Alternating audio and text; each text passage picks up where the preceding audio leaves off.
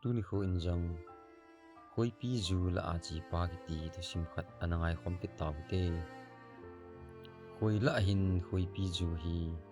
khoi dang bangin koi po in alangam pon aum naw mun jang mun ha slai ngin a hi nom ji e mi pa khat hi khoi tam na gamin a chengin ama dia to pi chu khoi zu la ki ti ho hi a hi gam la in khoi zu hol jin hiti chun aji chate awa aji na hi khoi wa zu khoi do zu ki ti ho hi atam zon la jin a hin la ni khat hi gama chi nan khoi pi hung ki chaw amutan aman jang khoi pi te len na chu aven adon chu a hin mel chi in ajing ni khu a go hol do din lunggial anei tai jing ka mat in an akine in khoi pi te ki chol do na hol din ahung ki pat do tai hiti chun gammang la hol se la in hol panta na hi le nil ha lang pung li donin kol se la sung ko hom khat sung in agal mu tai chupanin aman jong sung ko chu anai lu nin hoi pi hi mong hinam tia aga vet le hoi pi khat se hetelowin adang tam pi jong amutan ama jong akipa le jingin hi hoi pi tam pi umna a het pha nin ama jong in lang hung ki len azinga kal sung din lunggel anei tai aman jong sung ko hom sunga lun thei ding kai la ki ti ho ki sim in hiti chun aman cha ding jo si ekisu tup in hoi pi zu la din hung ki pat do tai kol sela apat sung ko chu gal kai ding a hi ji in ching thei ta panmun ki sim ngai jin hiti chun mi pan jong panmun hoi ta ki sim pum in sung ko hom chu anai lu nin hi le ha sate in agal kai tai ama jong alal ji in chom khat ki chol dun khoi la na dia man cha ding a hin ki pu ho chu ala do in kai la chu tu ti la khoi pi kai na lai khan a khang do in khoi pi zu chu all in a hin at pan tai agial sang in ata in tampi la ding ati wangin gal kai na ha sat ji in tam ta lalowin mun ni bo alan ama jong in lam zonin ahung kile tai nilha in aji cha te to khoi pi zu chu ame hlawin botola het leo botol som aphan jingka mate na jinun bazar langin aga zu tai mi pa jong atha nom in chi kit loya gala kit di chu alung thimbo in om tan ama jong khoi pi la din ahung ki pat do ki tai abol ngai bangin angai cha cheng ho chu akiwanin khoi pi zu chu ahin at pan ki tan hi le akai la ki do chu anadet lo ji in ahung ki tang hlan akong ki ta kha tai ama jong khoi pi zu ta ji in akong na chu iman gyal pon khoi pi zu chu mun thumin ahin at hlan ki pa te na hung ki le ki tai aji cha te to abol ngai bangun khoi pi zu chu ame hlawin botola het kit leo botol som langa phakit tai mi pan jong ajinu kom in apunin abana ka hin la ding ho to zo thau te ti phanin ajinun jong lai hamtia do le mi pan jong me siu siwin mun gu lai tin ajinu kom in a seitan hi le ajinu jong akipa le jingin hi hiti chun khui zu ho chu abana to zo tha din apai tu han tai jan jang hung sot phanin imut ding ngai tu han tan ajipa atona akuna hung ki pat do le akong ki su kha na chun ahin sat jap in ama jong ding theilewin a lo tai chuphanin ajinun ipiniti hamtia do le tuni ka khoi zu la na ki su kha hin tu a hi hung pong do a he ti phanin ajinun akai dingin lupna lang in akai pheijin ajipa ki su kha na chu azut pi na hi le ahung pom che che tai chuphanin aman jong lo khat lan ajipa chu ani as in ajan tu pi tai jingkho jong hung wa tan mi pan la kong na chu tholal he jingin ajinun khusunga mi ju thiam ho ako in azut sen hi le ahung ol dom in mi pa jong khoi pi ju chu alung the awal ji in them khat ahung ol dom phanin khoi pi zu la din aki wong ki tai mi pa jong khoi pi zula din hong ki pat do in hi le khumul a hin pha chenin go ha ta hong zun chi ne thei hi lo pha nin ama jong hong ki le ki tai go jong ni kho sim thein tang lovin ajutan hi le khoi pi ten aju sim do si siu ki wa nan amangun a chop chai ta win hi hapta khat zo in go jong hong phan mi pa jong akong na jong adam tabang hi pha nin khoi zula din aki gong kinin ajinu kom in tunil ha agu ma ka hin la ding a hin ka hong ge jep ding he tin khoi pi zu na lang cho zon kinin amun agol huna khoi pi la ana a anei jiwan jong guzu ji in ju chaten songku ki sial nan ana nei un ana chip wang ta win a hi wan hui phat na ding ki po lo ji in amo kan dit binin khoi pi zu chu a hin lapan kit tai mungu na lai hi ji in mi pan jong kinyam ta in kaila chu mundangin ado in khoi pi zu chu alapan kit tan hi le khoi zu atam tapon a hom kyongan ani tan hi ama jong alung ahangin khoi nam singen gozu ka chu na chop chai udan hetai na ti lai ta in khoi pi ten a hin dep pan ta win hi asang khol ju chaten na chi wang wa ahu phat wang win khoi nyau hi zun hom lai nyau khat sungin alu nun mi pa chu adep dep ta win hi le mi pa jong adin na kaila akonin hong ki tang hlan tulin alu a jep in ho halloween a tai aman khu hello wangin khoi pi ten adep dep jeng ta win hi mi pan khu la hetapon ni khu la athim tul tul jeng tan chomlo ka in khu hong thim tai alang khana aji nun mun ku pe hin la agut ji a hong vai ge hin ti etin aji pa thil tu he phlowin a tai mi pa jong athi bangin tan jan hong swat pha nin sung ku sung jong hong dap hlan mi pa jong hu khanin hong khangin khoijin ade pi na le akile la a alu ta na chu atho lalin lungthim moleng lungin a ta na hi torch lai akipo ji chu holin hi le ina hin ki dal ha chu a hin gyal do in upai dang he lo pha nin sung ku sung in na tholal ta chu atho in amo to thim tai lungthim moleng lunga to lai ta in akom velin chapang khat hungwa le chu amun aman jong amit hla hi se in amit anoya avet phat kit le ami mu chu angai ngai in amun chapang pan khoi phang hom kyu ala a ako ma mun khana ga api son ji chu amun aman jong chapang pan khoi phang api ji nalai ta chu ven hi le numi khan ala a akoi tup ji chu amutan chuphanin mi pa jong anat thulal to tijat nan alodim tai jam do de ti le mu them ji in imacha hi theipun achai nan aman jong numei nu chu ho tai koi na hi hana hi bang khuthim lai ta a khoi phang la ni on ham khoi ju jong om pun a hom keu chu ipiding na ti on ham tin adong tan hi le numei nun jong a hin don bunin keini nu cha kiwa na jo si nang in na kila pha na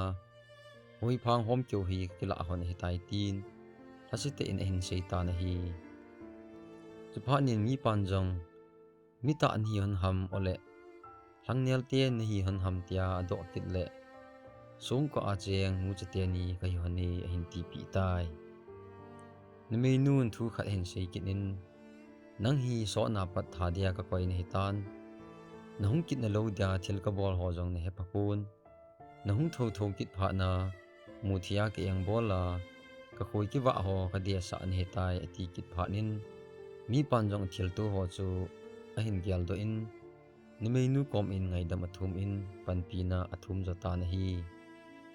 in la nimei nun de banga khoi ju akela thei ji lo ji in mi pa chu ama ko ma den din a hlagaw a hen denin mi him te mit mu aku na sialmang ding ati tai aji chu nimei nu hi mei thai hin achapa to bo cheng hi ji a mi pa hi aji pa aman di ati hi tai thilanun mi pa hlagaw hen den pha nin anat thu gim na josi abiyin thilanu to wala a ki mutu danin hon tai mi pan jong thilanu chu aven hi le chapang cha khangdong nume hi ji in lungsi na khat ane jin alhagaw ki man hi ta ji in ajinu melin amutai ahin dal ha aji cha te jong he phatapon sungku sungin thilanu to achang khom hantai mi pa jong in lang ki le lawa na jong ni kho ni hi pha nin ajinu jong alungim tan kusung mi te he sa na hi le kusung mi tian jong ni khat nga biao hitin chutia in hung ki le lo le gol na hoti ti pi ta ve amohon jong mi pa chu ni khat anga be wang win hung ki le tapon kusung mi ten aji pa chi ji na chu adongun hi le sungku khat sunga khoi pi ju agala aji chu asei pi tai chuphanin kusung mi ten gam sunga sungku na ding chu ahin hol ta vin hi le ni hol zo un sungku khat agal mu vin amohon jong anai lut wa avet leo ahol pau chu amu vin amohon jong o thong liwa ko leo don sian jong anei tapoi kusung mi ten sungku sunga lu na gapui do ding ati jong leo alam ha to thilanun koi pi te ma ahin su zal ji je in sungku chu koiman anai ngam tapo vin hi ipi bol wang vin mi pan don sia nei lo phal vin amho jong hung kile ta ve kusung ahung lung un aji pa mu wa gapui do ding ati leo koi pi in ahin dal jiwa lu theilawa au mu thu le ki thong lewa ko wa don si ajong nei lo chu ajinu komin sei pi tawin hi le ajinu alung hangin phun ta na hi aji chu aji pa lagaw thilhanun amatna indang jong gyal theilo khoma akoi chu ajinu na het lo hi hiti chun ama da ki patna aji pa ga ko di titan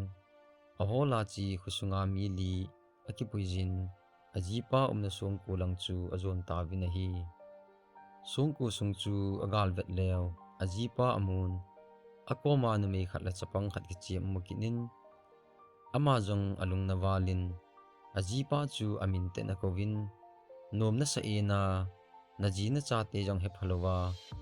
jina neya songku sunga na umpitin ajipa chu hausetan hi le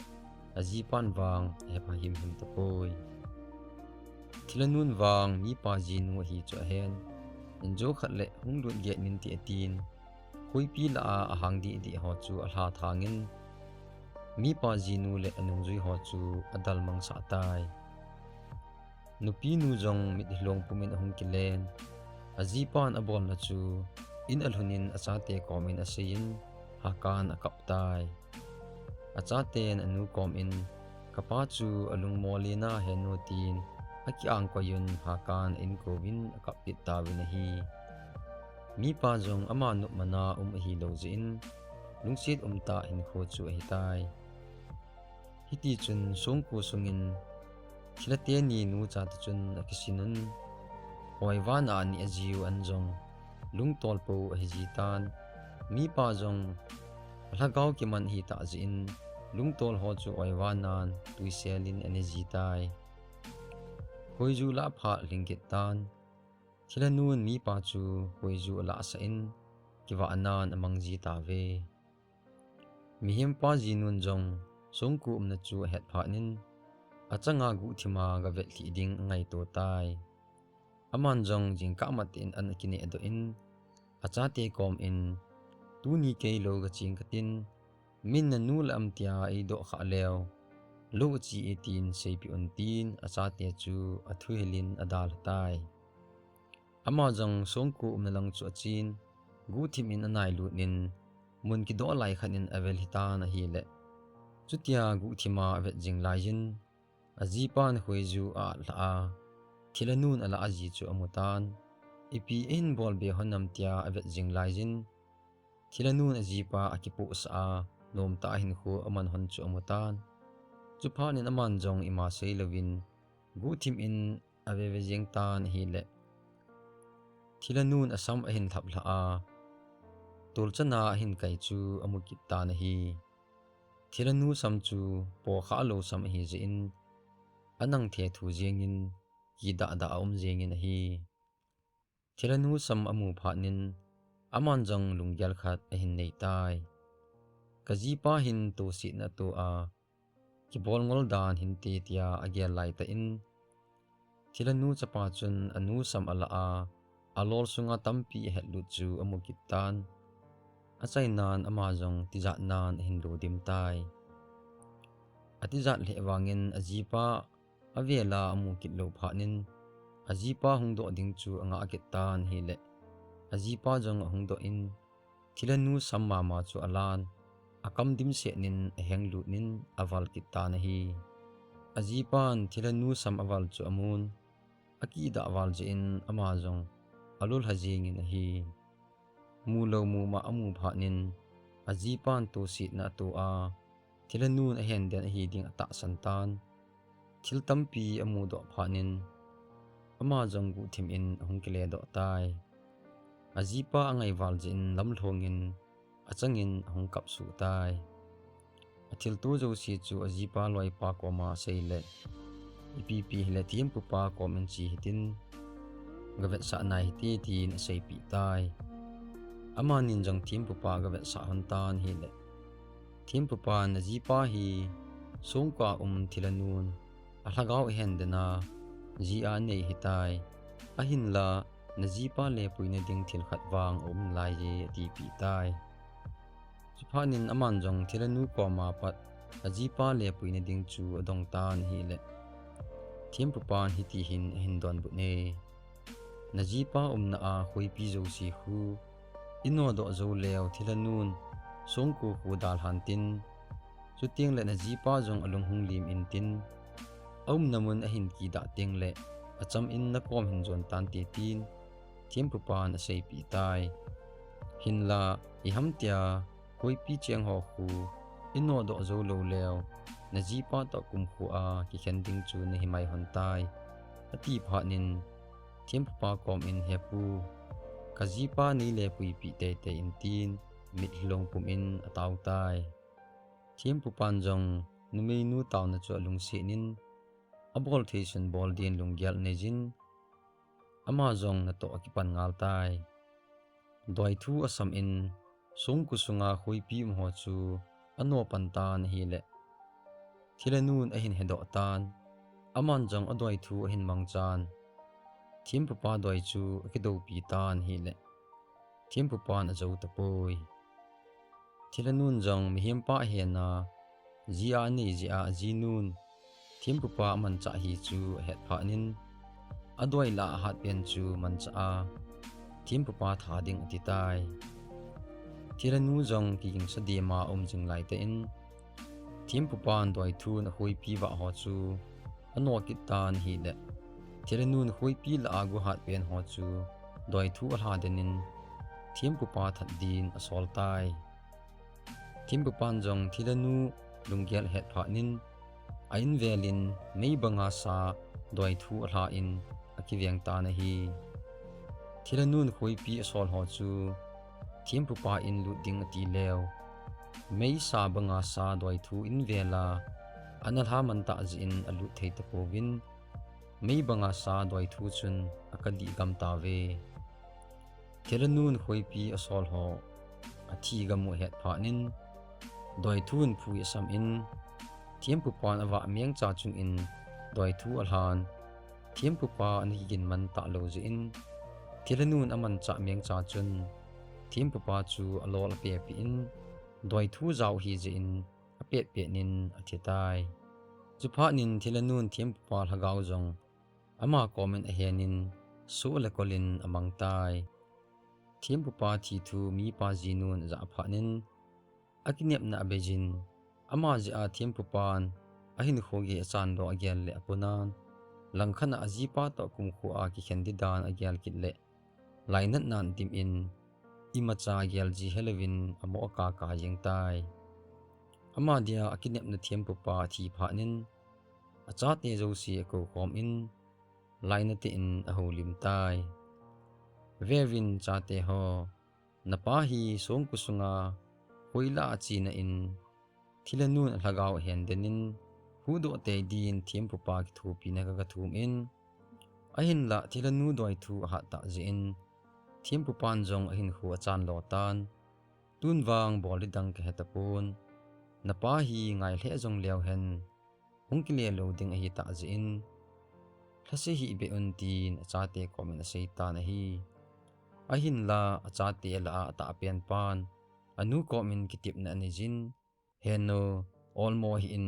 kapa chokin kakupui do ading hetin anu chu alhamon tai tuni kha tu sim seu chu hi chan hin ki chai ki tai hi chi tu sim hi aban jong ki sei be ding a hin aban hung sei ka in pon thot in ananga ki tau te tu sim hin ngai jo se na chung chi wa ki pa thu ka hin se ye